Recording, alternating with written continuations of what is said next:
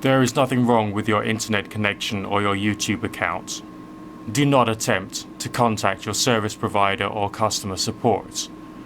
Not that it would do all that much good anyway. I am controlling the transmission. If I wish to make it louder, I will do so. If I wish to make it softer, I will tune it to a whisper. I will control the horizontal. I will control the vertical. I can add movie maker effects or green screen, if I could be arsed. I can change the focus to a soft blur, or sharpen it to crystal clarity. For the next few minutes, sit quietly, and I will control all that you will see and hear. I repeat, there is nothing wrong with your YouTube account. Well, not much anyway.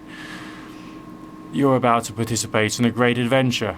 You're about to experience the awe and mystery which reaches from the inner mind to the grey zone.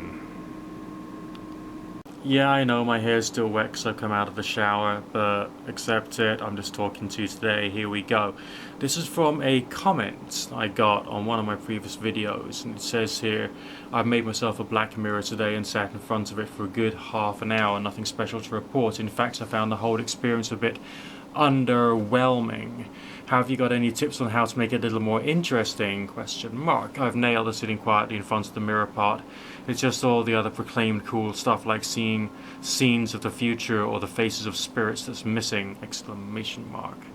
I didn't expect a Dee and Kelly affair, but I couldn't shake the feeling that I just sat in front of a picture frame and expecting the impossible to happen. Is it a case of a more precise loading my brain with more suggestions, or is it a weak hallucinatory experience, the best I can hope for? Yeah and no. Okay, I'll turn the lights on so you can actually see my fucking face properly. Here we go. There we go. Right, that should be a little better when the bulb warms up. Yeah, the questions I would ask you is, number one, were you in a completely dark room? Okay, that's the first thing. Number two, how were you illuminating your face? Because you don't stare into something which does not have a reflection of your face on it. You've got to have the reflection of your face. That's why you got a black mirror, because you've got a reflection. So you have one candle to the left and one candle to the right in a position which will not allow you to see the reflection of the candles in the black mirror itself. But it's in a sufficient position to illuminate both your right hand side of your face and the left hand side of your face. So you look into the picture frame with a bit of black cardboard in it, okay, and you see a reflection of your face. Basically, sod all else apart from your face. That's it. Okay, and you carry on staring at it. Try, if you have to blink, then blink, but obviously don't try, make an intense habit of it, and stare at it in a nice relaxed way, nice meditative way. After a while, this thing called the persistence of vision effects will take hold, and your face will not be a crystal sharp image. It will look a bit cloudy. There'll be little colored, vaguely colored cloudy effects over it. And then that will eventually pass as your mind tries to understand what this blob that you're looking at is. And that's when you will get forms of mild hallucinatory experience, which is basically what the whole thing is about, generating a mild hallucinatory experience. And you will see another face, or a different variety of face.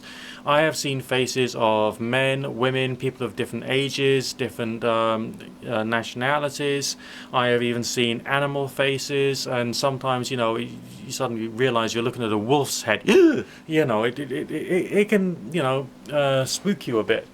Again, we don't know what any of these experiences mean. It will make a lot of sense that this is like a subconscious hallucination thing, and what you're doing is you're, dredging up things from your mind as your mind's trying to work out what this strange blob is. And of course you can't see your face anymore, because the persistence of vision effect, just like when you look at a bright light for long enough, you get a little blob of, you look away from it, you'll still see a negative image of like that light bulb or whatever.